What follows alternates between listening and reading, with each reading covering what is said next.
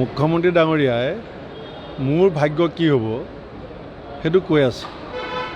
মোৰ ভাগ্য আৰু তেখেতৰ ভাগ্য কি হ'ব সেইটো ভাগৱত গীতাই কি কৈছে। ভাগৱত গীতাই কৈছে যে আজি তোমাৰ হাতত যিটো আছে কালি সেইটো বেলেগৰ হাতত আছিলে। মই মুখ্যমন্ত্ৰী ডাঙৰীয়াক কৈ আছোঁ, ভাগৱত গীতাত যিটো কৈছে যে আজি তোমাৰ হাতত যিটো আছে কালি সেইটো বেলেগৰ হাতত আছিলে আৰু পৰহিলে সেইটো বেলেগৰ হাতত থাকিব। তুমি ভাগৱত গীতাৰ ভাষাত মুখ্যমন্ত্ৰীয়ে ভাবি আছে যে তেওঁৰ চকীখন স্থায়ী, সেইটোৱে তেওঁৰ ডাঙৰ বিড়ম্বনা হ'ব। এই যে স্থায়ী বুলি ভাবি যে আত্মসন্তুষ্টি লাভ কৰি আছে সেইটো পৰহিলে বেলেগৰ হ'ব আৰু সেইটোৱে তেওঁৰ মূল দুখৰ কাৰণ হ'ব। মই কোনো আপোনালোকে মুখ্যমন্ত্ৰীৰ কথাবিলাক যিমান গুৰুত্ব দিয়ে অসমৰ মানুহে সিমান গুৰুত্ব নিদিয়ে। মুখ্যমন্ত্ৰীৰ নেতৃত্বত হিমন্ত বিশ্ব শৰ্মা ডাঙৰীয়াৰ নেতৃত্বত অসমত এটাও ইলেকশ্যন জিকা নাই। 14 চনত মোদী ডাঙৰীয়াৰ নেতৃত্বত জিকিছে, 16 চনত আৰু 21 চনত সোণোৱাল ডাঙৰীয়াৰ নেতৃত্বত জিকিছে। নাই এতিয়া জিকি লওক, ৰাইজে ভবা নাই নহয়, মুখ্যমন্ত্ৰীয়েও গম পায়। তেখেতৰ যদি মুখাবয়ব আপুনি ভালকৈ চাই দেখিব তেখেতৰ হতাশগ্ৰস্ততাৰ গোটেই ছবিখন তেখেতৰ মুখত ওলাইছে। সেইকাৰণে মই আজি এষাৰ কথাই কৈছোঁ যে কাৰো ভাগ্য মুখ্যমন্ত্ৰীয়ে নিৰ্ণয় কৰিব নোৱাৰে। ভাগৱত গীতাই নিৰ্ণয় কৰি থৈছে যে আজি তোমাৰ হাতত যিটো আছে কালি তোমাৰ হাতত সেইটো নাছিলে, সেইটো বেলেগৰ হাতত আছিলে। মইতো আপোনালোকক কৈয়ে আছোঁ যে 4 জুনৰ আগতে পথ পৰিৱৰ্তন হ'ব আৰু পৰিৱৰ্তন প্ৰকৃতিৰ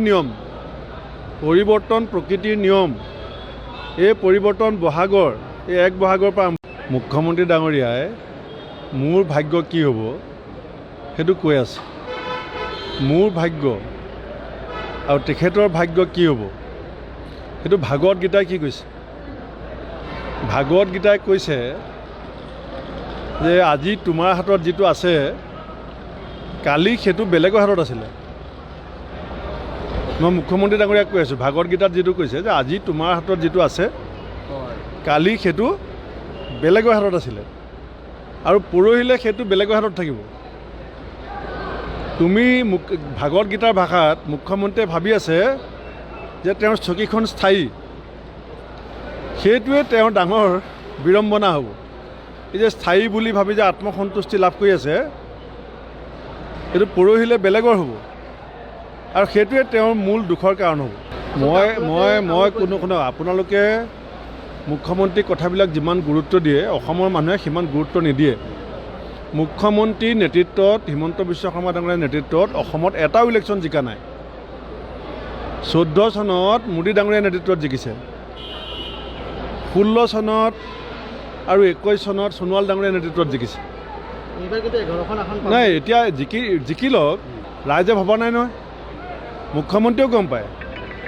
তেখেতৰ যদি মুখাবয়ব আপুনি ভালকৈ চাই দেখিব তেখেতৰ হতাশগ্ৰস্ততাৰ গোটেই ছবিখন তেখেতৰ মুখত ওলাইছে। সেইকাৰণে মই আজি এষাৰ কথাই কৈছোঁ যে কাৰো ভাগ্য মুখ্যমন্ত্ৰীয়ে নিৰ্ণয় কৰিব নোৱাৰে।